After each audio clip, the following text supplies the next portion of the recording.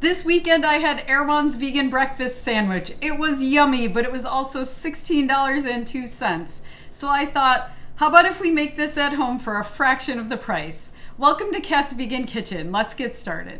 Take a block of extra firm tofu, drain the excess water out, then cut it into equal slabs about a ½ inch thick. That'll make 7 to 8 slabs. Put it in your tofu press and let it press the excess liquid out for about 20 minutes. While my tofu's pressing, I'm going to mix up my curry marinade. If you don't have a tofu press, just cut your tofu into equal blocks, lay it on a clean kitchen towel, put another clean kitchen towel on top of it, and put something heavy like a book, or put it between 2 plates and put some cans on top of it. For the marinade, take 1 tablespoon of avocado oil, 3 tablespoons of an unflavored, unsweetened plant-based milk, about 1½ teaspoons of turmeric, 1 teaspoon of chili powder, 1½ teaspoons of smoky paprika, 1 tablespoon of yellow curry powder, and a couple of dashes of salt. Add in a 1/4 cup water and blend that up.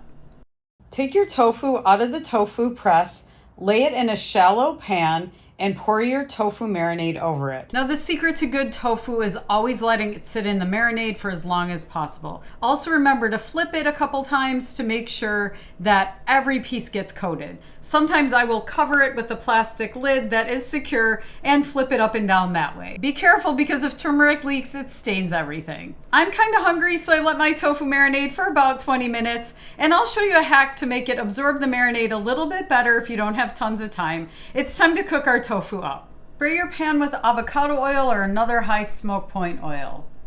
Lay your cutlets down in your pan, and then go ahead and cover the cutlets with the marinade.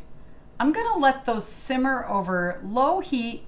I'm gonna watch them carefully and turn them once in a while so they don't stick. Cooking your tofu in the marinade helps it absorb more of that yummy marinade flavor.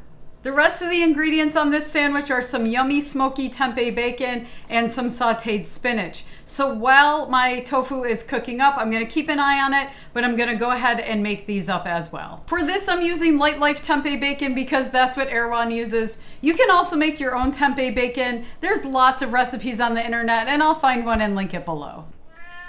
The tempeh bacon is super simple to cook.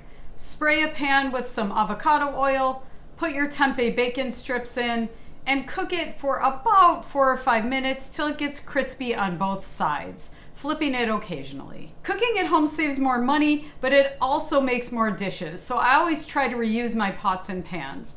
I'm gonna put my spinach in the tempeh pan with just a little bit of water. I'm gonna add a sprinkle of garlic powder, a sprinkle of salt, and just let that wilt down. Because we cooked our tofu in the marinade gets kind of thick and builds up on the tofu. So when you pull your tofu out, scrape the extra marinade off of each side and put it on a plate. We don't want the extra marinade because the turmeric in it can be a little bitter. I'm gonna show you how to put this delicious high protein sandwich together, but before I do that, a shout out to Erewhon. I know Erewhon sometimes gets shade because it is pretty pricey, but Erewhon is also a certified B Corporation. It was the first natural health food store of its kind in the United States. It prioritizes low waste programs by using glass containers and having a robust compost program, and it also buys local and sustainable ingredients. So even though we don't shop there every day, it's a great place for special occasions. All right, let me show you how I put this together.